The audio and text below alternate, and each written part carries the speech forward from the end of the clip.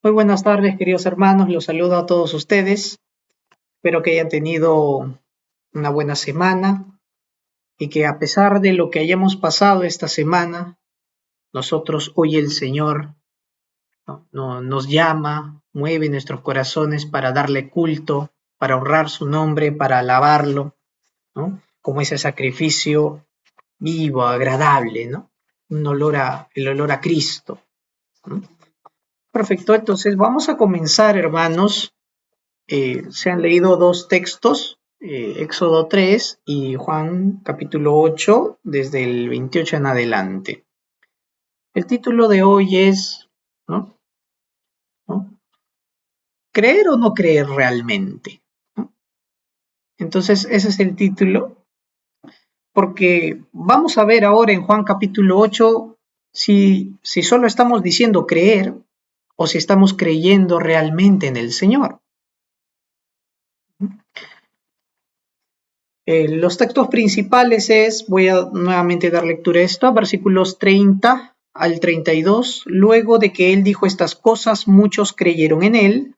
Entonces Jesús dijo a los judíos que habían creído en él: si ustedes permanecen en mi palabra, serán verdaderamente mis discípulos y conocerán la verdad, y la verdad os hará libres.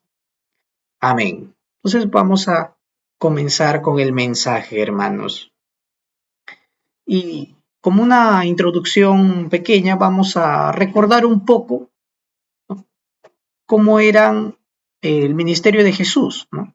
Y cuando nosotros leemos los evangelios, hermanos, vamos a ver, ¿no? Tanto en Mateo, Marcos, Lucas, ¿no? Juan no es parte de los sinópticos, ¿no? Porque no podemos seguirlo cronológicamente, pero vamos a ver ahí cómo es que algunos siguieron a Jesús, ¿no? Porque dijeron creer en él, y otros pues lo seguían para matarlo, lo seguían por odio, ¿no? Entonces estaban los que creían y los que no creían. Muchas veces hacemos esa separación cuando leemos la Biblia: los que creen, los que tienen una fe verdadera, y los incrédulos.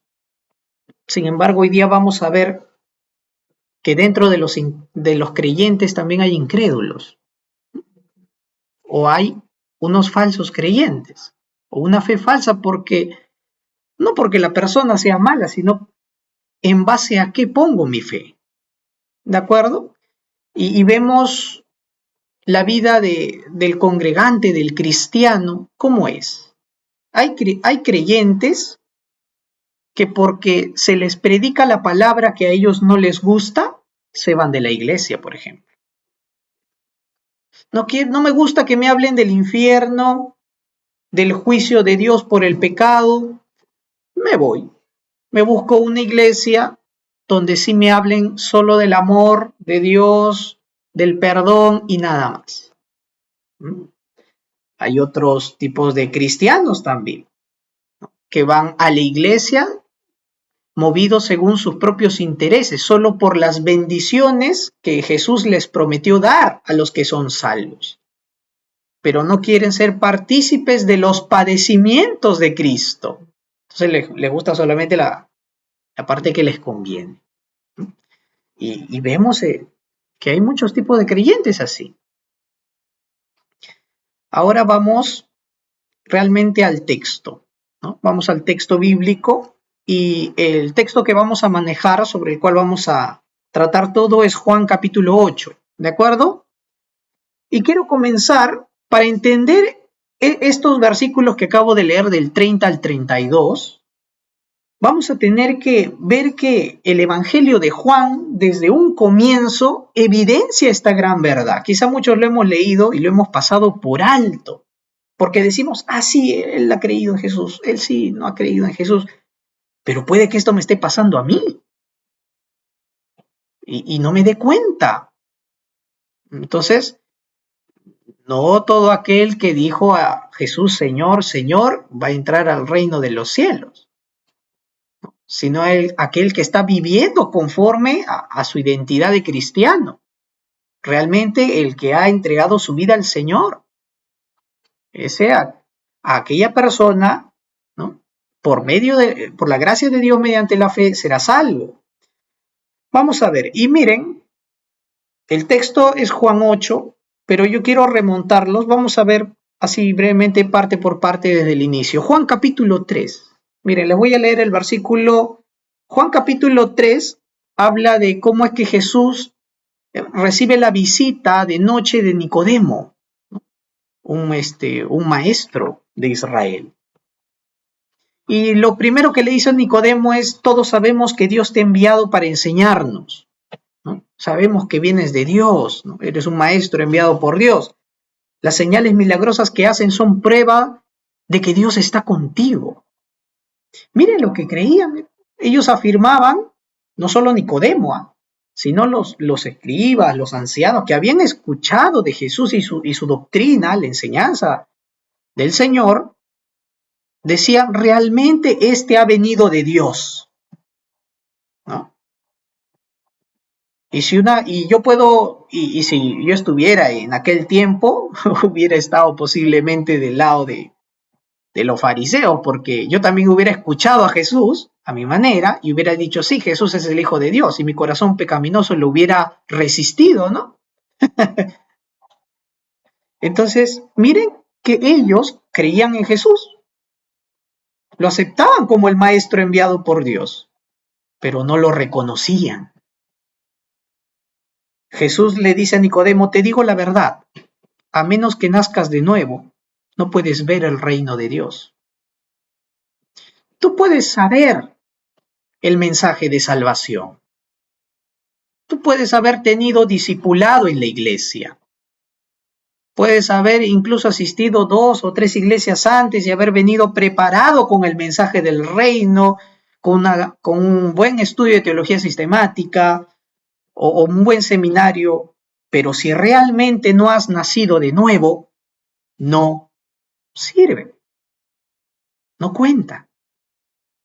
Por eso ellos no entendían a qué había venido Jesús realmente. Tú eres Jesús, enviado por Dios. Pero Jesús le dijo: tienes que nacer de nuevo, si no, no vas a poder creer. Yo para creer debo de nacer primero, como el Señor nos ha dicho. Ahora, Jesús no vino a enseñarnos solo una bonita doctrina. Jesús vino a regenerar nuestras vidas, a que pasemos de muerte a vida, a perdonar nuestros pecados, a morir por nosotros en la cruz.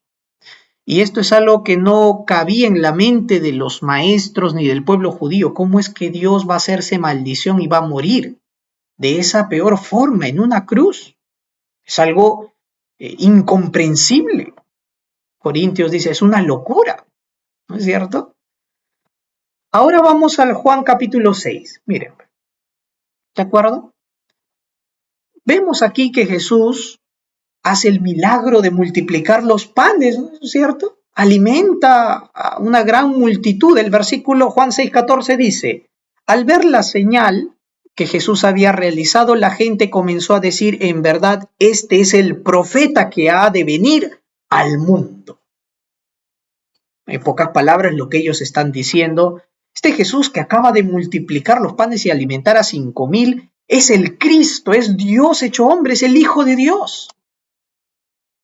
Esta es lo que dice el texto bíblico. Lo que les acabo de leer es la versión NBI, pero dice lo mismo. Entonces, cuando vemos que en ese momento Jesús conocía, porque Él es Dios y conoce los pensamientos del corazón de cada hombre, ve la intención de ellos de querer hacerlo el rey de los judíos, ¿no? Políticamente, entonces Él se retira. Posteriormente, Él se va a Capernaum.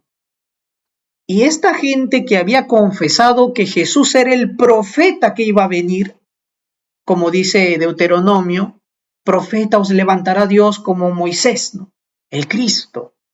Lo siguieron a Capernaum y Jesús les habló claramente diciéndoles: ustedes me buscan no porque han visto las señales, sino porque comieron el pan hasta llenarse. Jesús les dice, trabajen no por la comida que es perecedera, sino por la que permanece para vida eterna, la cual les dará el Hijo del Hombre. Sobre este ha puesto Dios el Padre su sello de aprobación. ¿Mm? Hasta aquí, hermanos, Jesús le está diciendo a la gente que confesó que él era el profeta que había de venir. Si alguien pregunta a un cristiano, ¿tú crees que Jesús es el Cristo, el profeta que iba a venir, el profeta que nos iba a abrir camino a Dios? Sí, pero ¿cómo ha venido a Jesús esa persona? Vamos a ver aquí que la mayoría de esta gente venía a Jesús con una razón equivocada, con un mal entendimiento. Es el Cristo.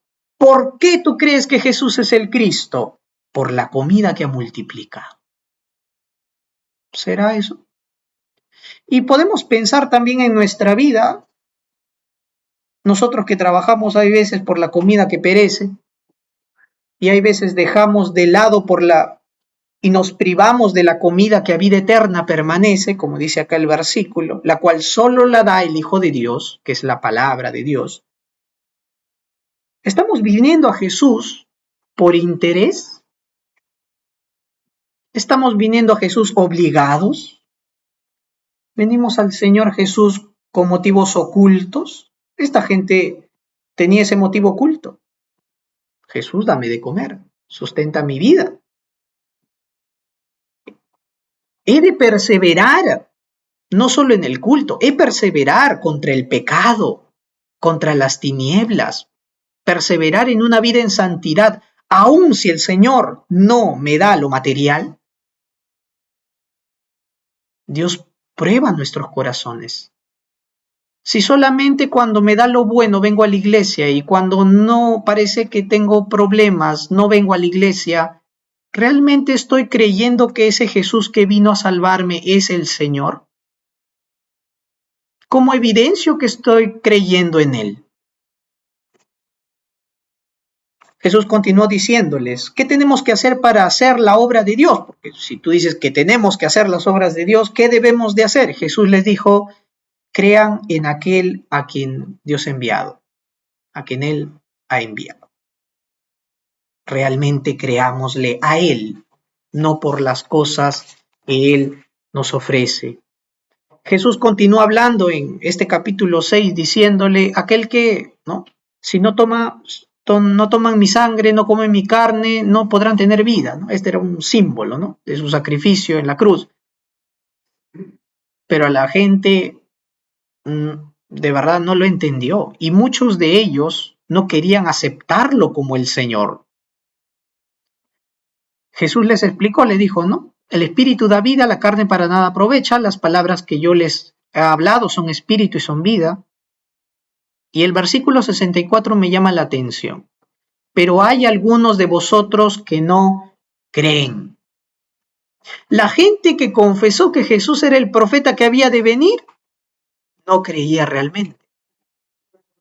Versículo 66, y esto es lo que más me movió a mí. Juan 6:66. Desde entonces, muchos de sus discípulos volvieron atrás y ya no andaban con él. Yo puedo esperar, hermanos, que personas que han escuchado de Jesús, creyentes de Jesús, lo dejen. Pero discípulos, el texto es claro, muchos de los discípulos abandonaron a Jesús porque no les gustó, no aceptaban la doctrina del Señor.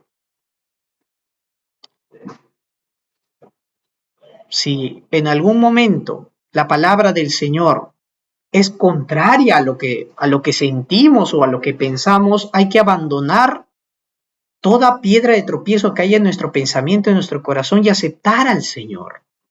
Aceptar su palabra a plenitud, no solo una parte. Y ahora, esto me hizo acordar también, hay un punto que quizá no les dije.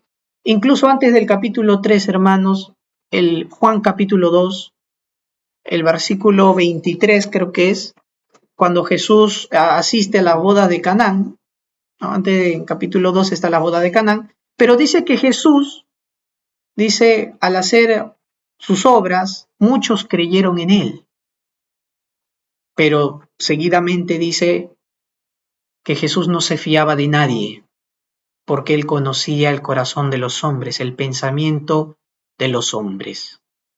Entonces yo puedo decir y hasta pensar que yo he creído en Jesús, pero debo de tener la completa seguridad y la certeza sobre qué estoy creyendo.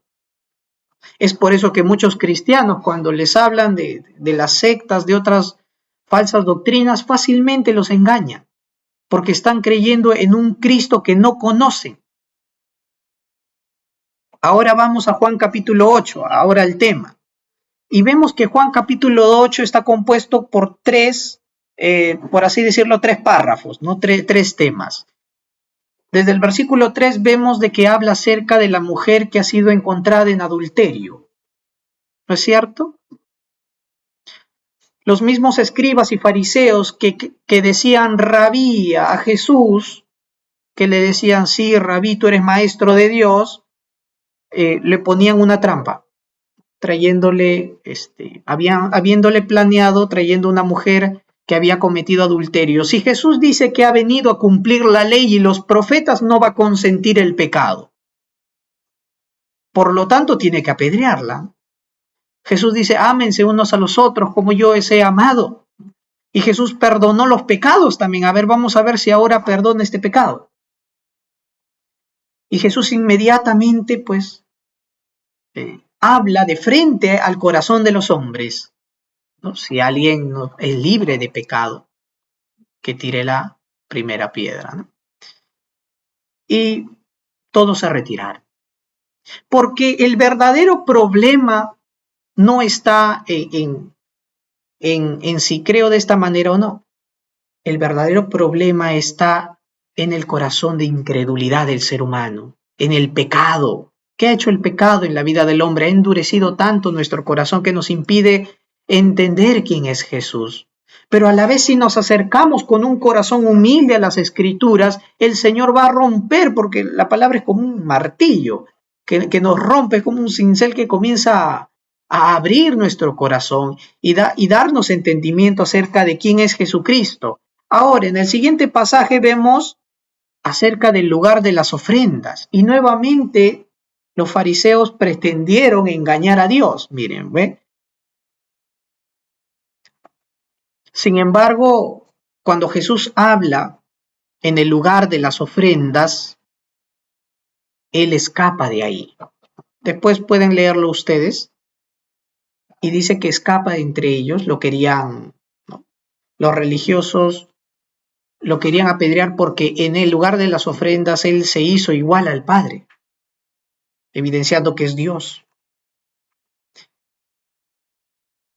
Ahora en Juan capítulo 8, ahora entrando para el tema que hemos leído, Jesús comienza a referirse a dos tipos de personas, a los fariseos y al pueblo que está alrededor escuchándolo continuamente. Hemos leído desde el 28, pero podemos leer el versículo 31.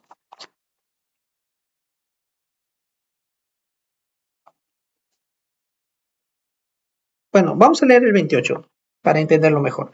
Jesús le dijo, cuando ustedes hayan levantado al Hijo del Hombre, sabrán entonces que yo soy y que nada hago por mí mismo, sino que hablo según lo que el Padre me enseñó, porque el que me envió está conmigo, no me ha dejado solo, yo hago siempre lo que a él le agrada.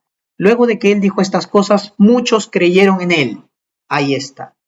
Para entender el versículo 30, cómo es que muchos creyeron en él, Jesús predica que él es el Hijo del Hombre, que él es el Cristo, lo que simbolizaba la serpiente levantada, la serpiente de bronce hecha en el desierto, para salvación de aquellos a quienes las serpientes ardientes habían picado.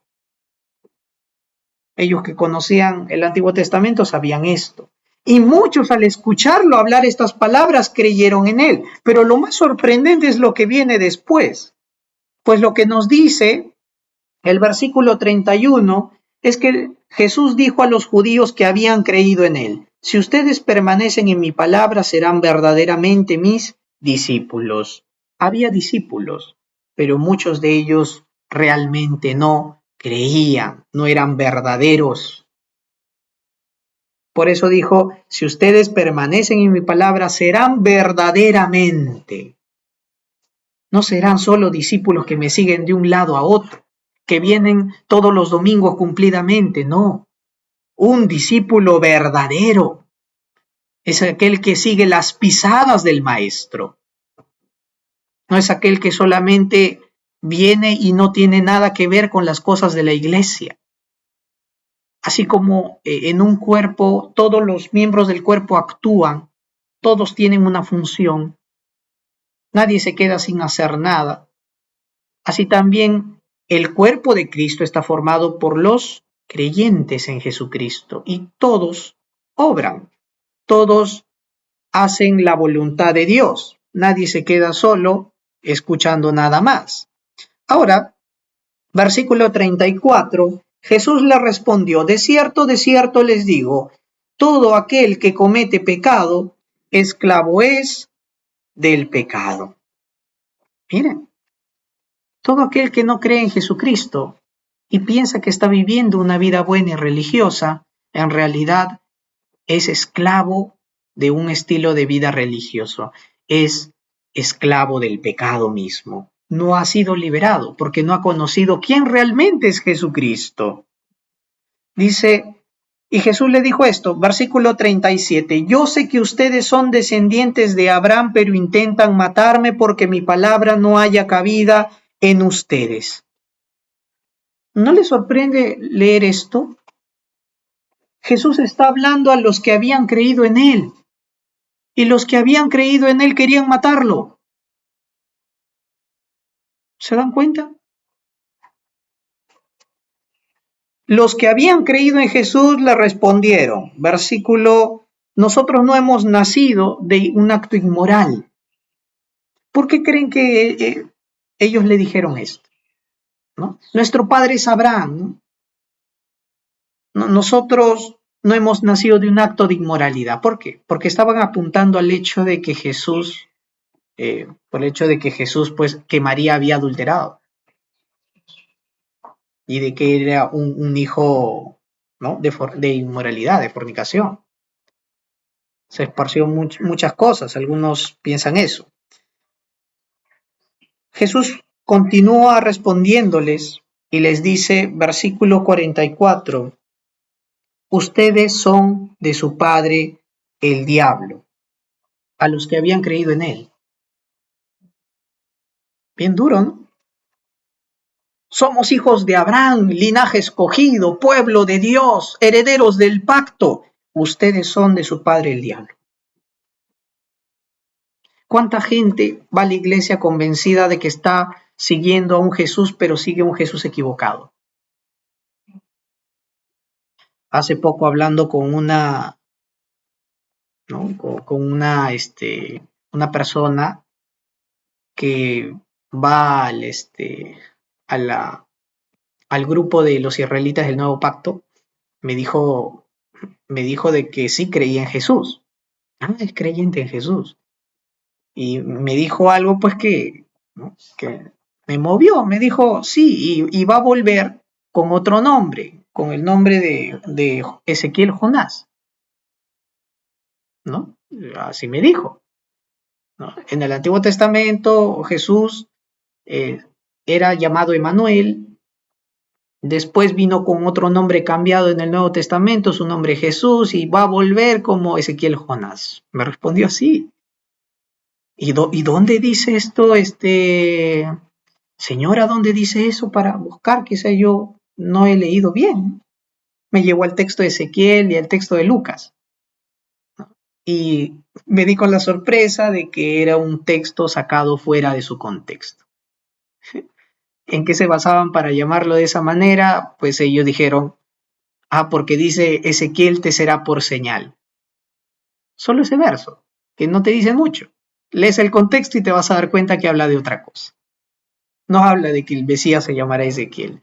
Me llevó al texto de Lucas, donde hablaba de que la señal será dada, la señal del profeta Jonás. Ahí tampoco habla de que el Mesías se llamará Jonás. Habla de la predicación de Jonás. Y así muchas personas van a iglesias, se congregan y dicen que adoran a Dios, pero están siguiendo a un Jesús incorrecto. Dicen que son cristianos. Yo le pregunté, ¿no? ¿Usted es seguidora de Jesús? ¿Acepta a este Jesús como el Cristo? Me dijo, Jesús sí es el maestro, dijo, ¿no? ¿No es el Salvador? Sí es el Salvador, pero en ese momento nada más. Bueno, y así hay muchas personas que no han conocido realmente a Jesús, sino que siguen esclavas del pecado y son hijos del diablo. Jesús le dice a la gente, ¿por qué ustedes me acusan? Me acusan con las cosas que yo acabo de decirles. ¿Piensan acaso que yo no cumplo lo que estoy diciendo? ¿Enseño de la ley y no cumplo la ley? Jesús había dicho, yo he venido a cumplir la ley y los profetas. ¿No es cierto?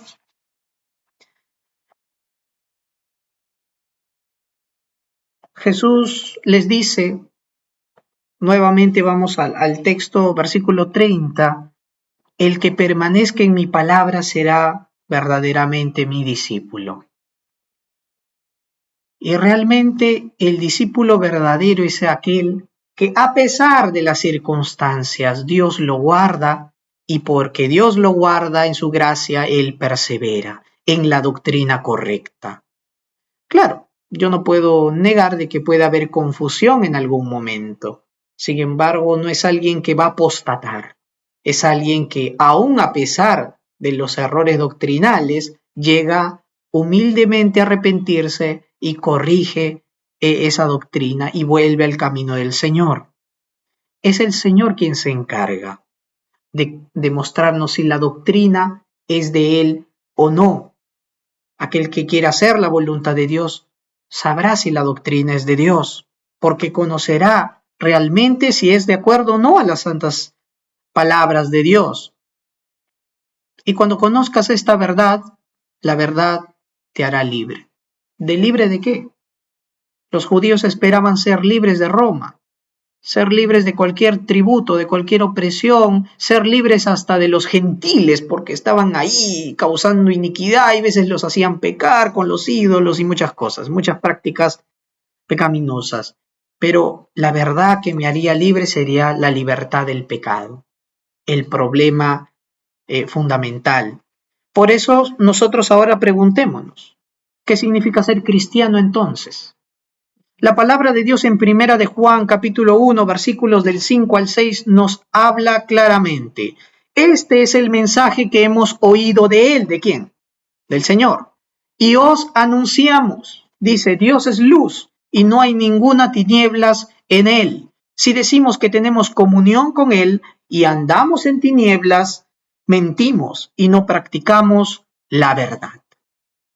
Tres cosas. Primero, reconocer que soy pecador. Si realmente soy cristiano, primero he reconocido mi estado de pecado, Dios me ha hecho conocer esto y que estoy viviendo una vida en tinieblas. Segundo, de que Dios es un Dios santo, puro y sin mancha, no puede ver el pecado, Él es santísimo. Por lo tanto, yo no tengo lugar en su presencia. Y tercero, esto debe ser algo muy claro. No hay comunión entre la luz y las tinieblas. No puedo yo venir a Dios con mis obras a querer adorarle en su presencia. No hay comunión. Dios no lo acepta, no lo escucha. No hay comunión entre Dios y el pecado. Corintios 6 creo que habla de eso, más exactamente. Y la pregunta es, ¿cómo reconcilia a Dios al mundo pecador? Es enviando a Jesucristo, ¿no es cierto? Y es no mediante su agonía, porque unos dicen sí, porque Jesús sufrió. No, Jesús nos salvó no porque sufrió, sino porque murió en la cruz. La paga del pecado es la muerte y Jesús tenía que morir cargando el pecado de todos en la cruz. ¿Cuándo se ve esto? Esto se vio mejor en las últimas 3 horas que Jesús estaba en la cruz. Es donde el Señor dijo, Dios mío, ¿por qué me has abandonado? Y habiendo cumplido todo, él dijo, consumado es, ¿no es cierto? Y esta palabra viene del griego tetelestai, que significa está completo o está acabado. Y quisiera pues aclarar esto porque muchas veces pensamos de que algo tenemos que hacer nosotros para Dios, para beneficiar a Dios o para merecer algo de Dios, cuando realmente todo el trabajo lo hizo Jesús. La palabra tetelestai era empleada cuando alguien pagaba la deuda de alguien, de un esclavo, de un siervo, ya está pagado. Esa era la palabra tetelestai. También cuando un siervo terminaba la tarea de su amo, decía tetelestai, amo, ya he cumplido la tarea que me has dado. Y Jesús, como el siervo, como en su rol de siervo, de siervo sufriente, había acabado la tarea de la redención en la cruz.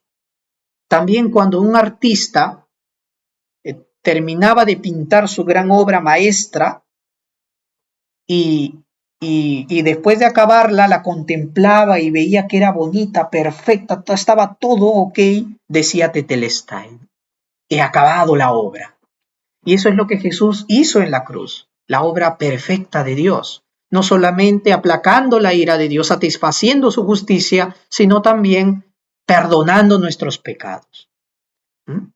Cuando el sacerdote tenía que dar ofrenda a Dios y tenía que verificar si el cordero o la oveja estaban en perfectas condiciones, una vez que terminaba de revisarla, decía tetelestai, está perfecta, ¿no? Está lista, está completa, está perfecta para el sacrificio.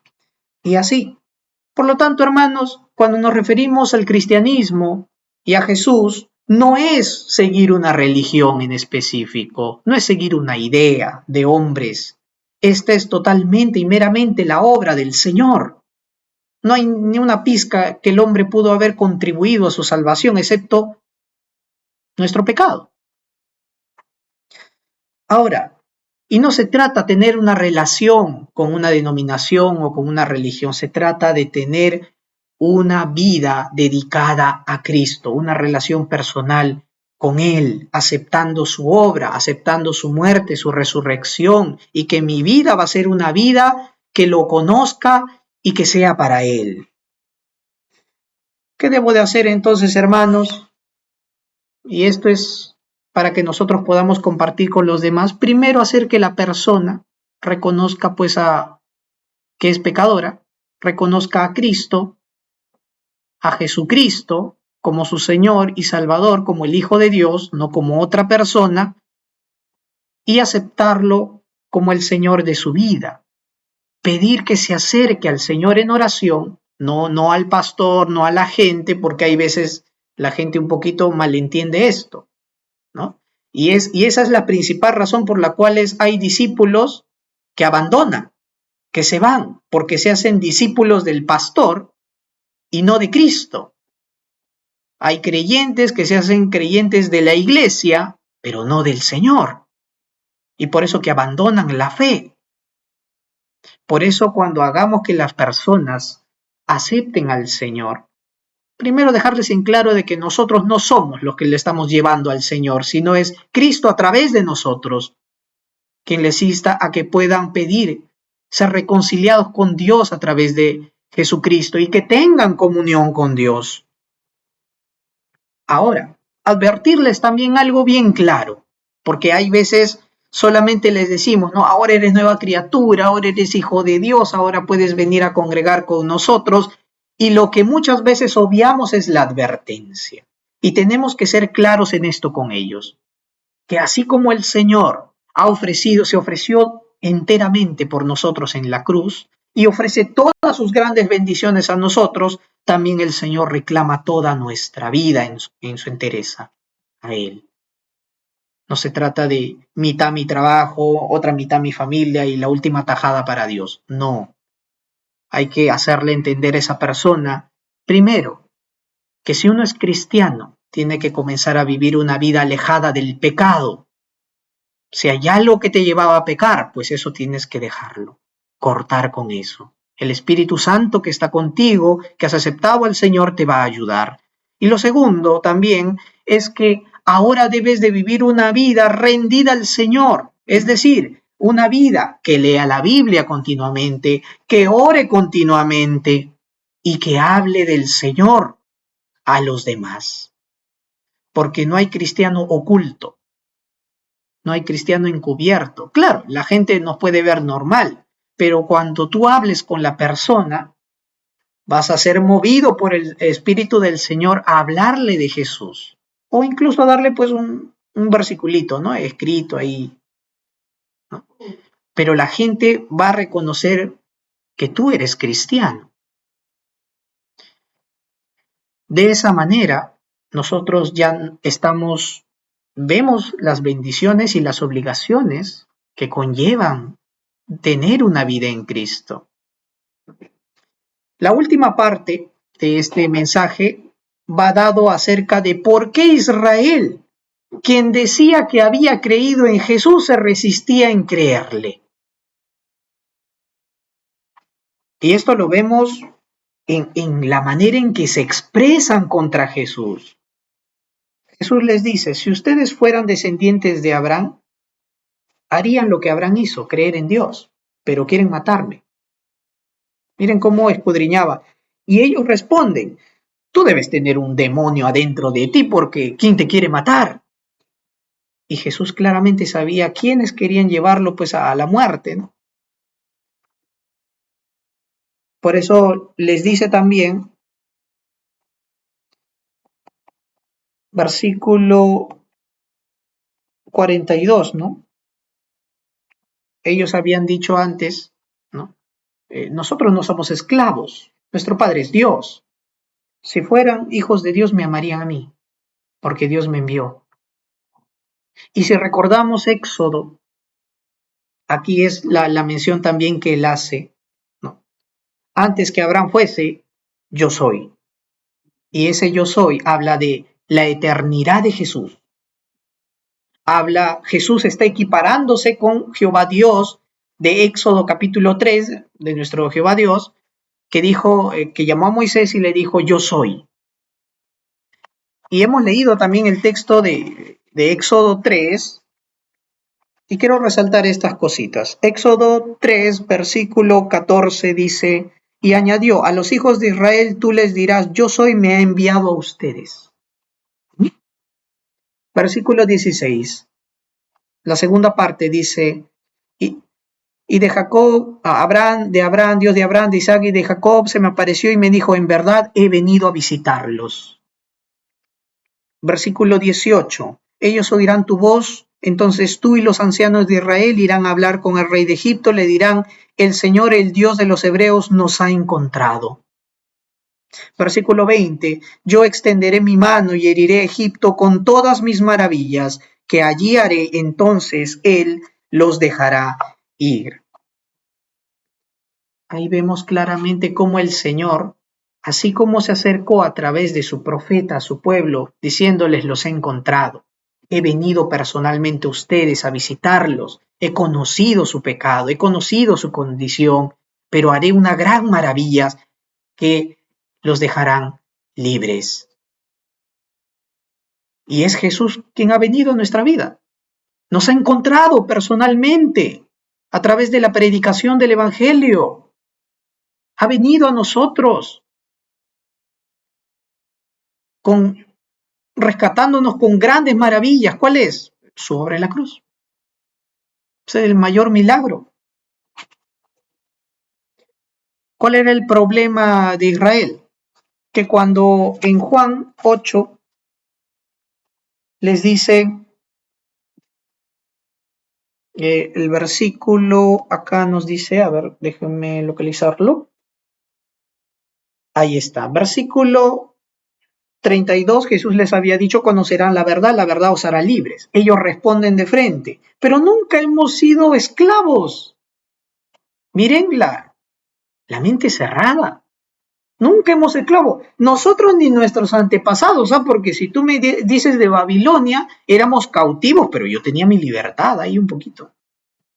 Si me dices de Egipto, no, es que nunca nacimos esclavos, sino que ellos nos dominaron, ¿no? Miren esa mente bien orgullosa, ¿no? No, que no quieren aceptar la verdad. Y Jesús, claro, no se refería a eso, se refería a la esclavitud del pecado, del corazón. Y acá les dice, ellos se justifican diciendo, nosotros somos del linaje de Abraham, somos gente libre. ¿No es cierto?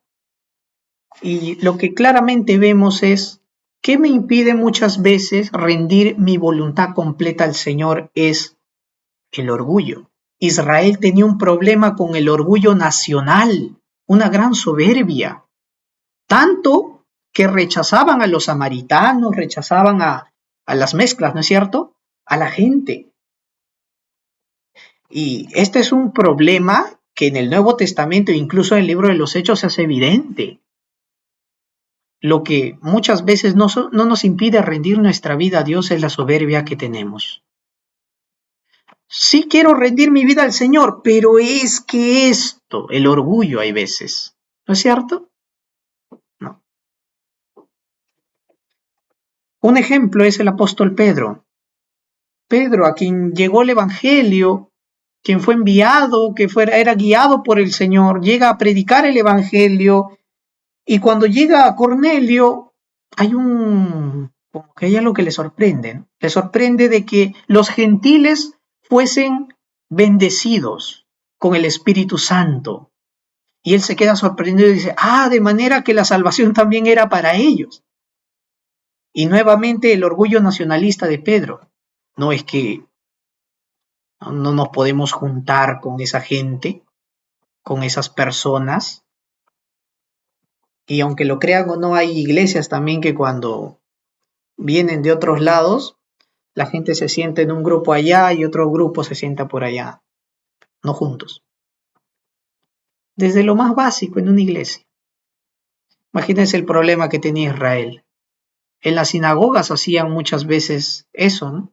Hay quien es judío de nacimiento, quién es prosélito, diferencias, ¿no? Orgullo. ¿Qué necesitamos hacer, hermanos, para que realmente quebrar ese orgullo y venir al Señor? Hay muchas personas que dicen, sí, yo me entregaría al Señor, solo que tengo cosas que hacer. Digo, disculpa, pero eso es un orgullo ahí revestido de excusa. Un pastor una vez dijo esto. ¿Cuánta gente dice que no puede ir a la iglesia porque dice que tiene que cuidar a sus hijos? Para que no piense que lo digo yo. Un reverendo dijo esto. ¿Por qué? Porque muchas veces ponemos en la balanza y decimos cuál es más importante, ¿no? Mi familia o Dios. Y eso se va a ver en el culto. Lo primero, se va a ver en mi vida cristiana. No digo que descuide las labores que tienen. Sin embargo, ¿cuál es lo supremo? ¿Mm? La supremacía que tiene que tener Jesús en nuestra vida. Todos tenemos obligaciones, hermanos, y Dios lo sabe muy bien. Sin embargo, Dios no quiere que caigamos en el orgullo tampoco, en las excusas que nos alejen de Él. Al discípulo es aquel que persevera. No es solamente un cristiano que se quede escuchando. Ese es un ejemplo. Hay montones de ejemplos, hermanos, que nos impiden muchas veces entregarnos al Señor por completo. No les digo que todos deben de estar en el púlpito, claro que no. Lo que yo les digo es que todos debemos de vivir como cristianos, realmente una vida rendida al Señor. 7 días, las 24 horas del día, queridos hermanos. ¿Por qué? Porque nuestra vida ya no es nuestra vida le pertenece a Él. Si ahora somos nueva criatura en Cristo, nuestra nueva vida tiene que evidenciar eso. Esto primeramente lo digo para mí. ¿De acuerdo, hermanos? Yo tengo que quebrar mi orgullo, mi soberbia en algunas áreas de mi vida para rendirla totalmente al Señor. Quizá hay temores, quizá hay pensamientos incrédulos. Hay jóvenes que dice, yo no puedo acercarme al Señor o dedicarme al Señor muchas veces a hablar de Él porque yo siento que soy pecador. Y hay cosas que aclarar, ¿no? Somos pecadores arrepentidos, sí, pecadores arrepentidos. Y que si confiamos realmente en la salvación de Cristo en la cruz, con orgullo hablaremos de Él, porque somos salvos por Él, por los méritos de Cristo. Eso es lo que hace una persona ya no verse mal como un pecador en sí, sino como aquel que ha sido justificado por Jesucristo. Y en Cristo, hermanos, hay completa bendición. Vamos a orar. Amado Señor, Padre Celestial, te damos gracias. Gracias, amado Dios, porque no queremos en nuestra vida dejar que nos escudriñes, que nos examines. Oramos, Señor, porque muchas veces vemos la vida cristiana como una vida pasiva, una vida en la cual solamente tengo que congregar los domingos y no hacer nada más. Señor, ¿cuántas cosas es necesaria hacer por causa del Evangelio? Tenemos muchos deberes diariamente, pero todos esos deberes debemos de vivirlo para la gloria del Señor. Si estamos con la familia, hacemos que la familia glorifique al Señor. En el trabajo, trabajando de la mejor manera, glorificaremos al Señor. Si estamos congregándonos en la iglesia, con la iglesia adoraremos al Señor. Si estamos tan lejos que por A o por B no podemos asistir, nos conectaremos virtualmente y glorificaremos al Señor. Pero no hay excusa para alejarnos de Él. Oramos, Señor, para que trates con el orgullo de nuestros corazones. Así como los judíos que decían creer en Él, realmente no lo eran. Muchos eran, dice, discípulos, pero muchos lo abandonaron. No queremos, Señor, vivir una vida de creyentes o discípulos aparentes. Queremos ser discípulos verdaderos. Ayúdanos, Señor, a caminar siguiéndote, un corazón comprometido, porque somos parte de un solo cuerpo. Somos llamados para dar a conocer tu nombre al mundo. Necesitamos crecer espiritualmente, fortalecernos. Por eso que cada día a través de la palabra y la oración continua vengamos los días domingos y te demos toda la gloria y la alabanza. Y que si hay algo que nos impida acercarnos a ti, algún pecado, algún orgullo, algún pensamiento, que lo traigamos en la presencia de nuestro Señor y a Él llevarlo a la cruz, entender que Él ha perdonado nuestros pecados y que no debemos de seguir en pecado, sino en una nueva vida, santificándonos. Oramos dándote las gracias, Señor, por tu buena palabra el día de hoy. Que así como te revelaste en Éxodo 3 como el gran yo soy, diste a conocer tu nombre, así también ahora ese gran yo soy es Jesucristo. Y es ese nombre, es esa persona a la cual debemos de conocer cada día más. Oramos en el nombre de Jesucristo, nuestro Salvador. Amén.